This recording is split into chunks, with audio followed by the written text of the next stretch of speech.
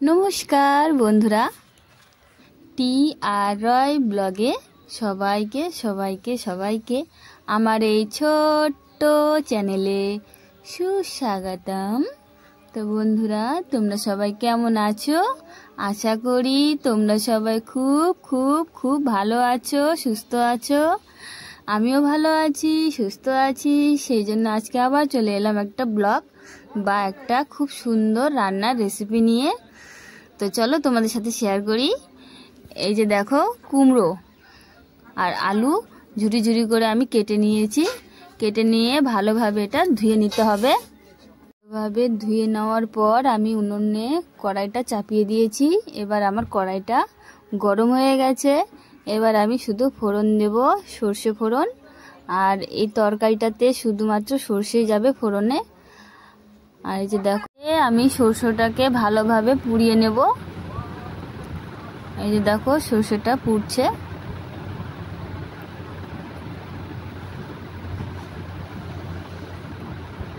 এইবার আমি এটার মধ্যে একটু তেল, সরিষার তেল দেব, দিয়ে একটু ভালো। এবার আমি দিয়ে দেব পেঁয়াজ কুচি, দিয়ে ভালোভাবে নাড়তে হবে। আর পেঁয়াজটাকে ভালোভাবে ভেজে নিতে হবে, একদম লাল লাল করে পেঁয়াজটাকে আমি ভেজে নেব।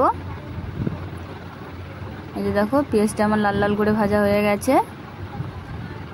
এবার আমি দিয়ে দেব শুধু লঙ্কা বাটা, কাঁচা লঙ্কা আর শুকনো লঙ্কা দুটোই আমি একসাথে বেটে নিয়েছি। দিয়ে আমি ভালোভাবে নেড়ে আমি এখন কষিয়ে নেব। তার মধ্যে দিয়ে দেবো একটু হলুদ গুঁড়ো, দিয়ে এখন ভালোভাবে নাড়তে হবে তরকারিটাকে বা মশলাটাকে ভালোভাবে কষিয়ে নিতে হবে। এবার দিয়ে দেব স্বাদ মতো লবণ। এই যে দেখো, আমি দিয়ে দিলাম এখন স্বাদ মতো লবণ। দিয়ে এখন ভালোভাবে আমি মশলাটা কষিয়ে নেব।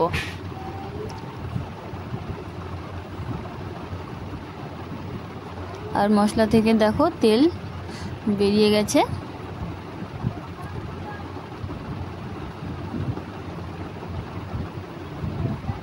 আর এই তরকারিটা না বন্ধুরা, রুটির সাথে বেশ বেশ বেশ বা খুব ভালো লাগে। এবার আমি দিয়ে দেবো এই যে কুমড়ো আর আলু যেটা কেটে রেখেছিলাম, দিয়ে ভালোভাবে মাখিয়ে নেব মশলাটার সাথে বা নেড়ে নেব। আর কুমড়ো রান্নার টাইমে কিন্তু একটা জিনিস খেয়াল রাখতে হবে, কুমড়ো রান্না যখন করবে অবশ্যই তোমরা জল প্রথমে দেবে না, একটুকু জল দেবে না, যেহেতু কুমড়ো জল ছাড়ে। যে দেখো কতটা জল ছেড়ে দিয়েছে। আর এই জলেই কিন্তু ও সেদ্ধ হয়ে যাবে, শুধু রান্নাটা একটু ঢেকে ঢেকে করতে হবে। এই যে দেখো, আমি এখন ঢেকে দিলাম। ঢেকে দেওয়ার পর আর উনানের হিটটা দেখো কতটা রয়েছে।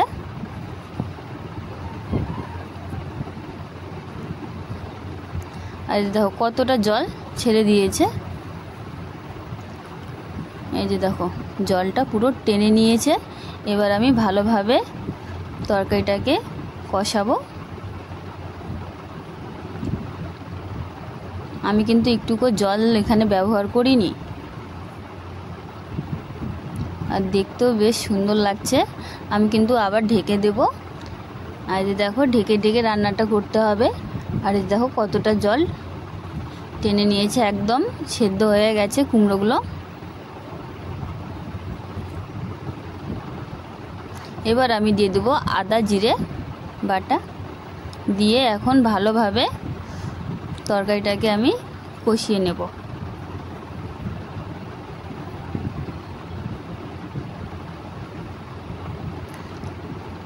আর এটার মধ্যে একটু দেব আদা জিরে বাটার যে জলটা রয়েছে, সেই জলটা দিয়ে আমি ভালোভাবে তরকারিটাকে কষিয়ে ভালোভাবে কিন্তু কষিয়ে নিতে হবে।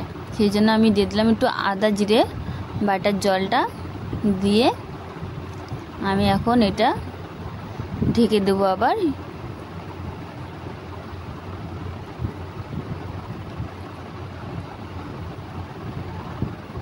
এই যে দেখো, এবার কিন্তু আমি এটা ঢেকে দেব। এই যে আমি এটা এখন ঢেকে দিলাম। ঢাকনাটা উঠিয়ে দেখি, এই যে দেখো কত সুন্দর হয়েছে,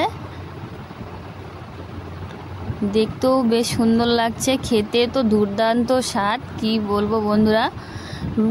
রুটির সাথে অসাধারণ একটা তরকারি, খুব খুব খুব ভালো লাগে রুটির সাথে। আর এই যে হচ্ছে মাছের মাথাটা হচ্ছে, এই তরকারিতে মাছের মাথা যদি পড়ে তো সত্যি বলছি তরকারির স্বাদটা পুরোটা অন্যরকম হয়ে যায়।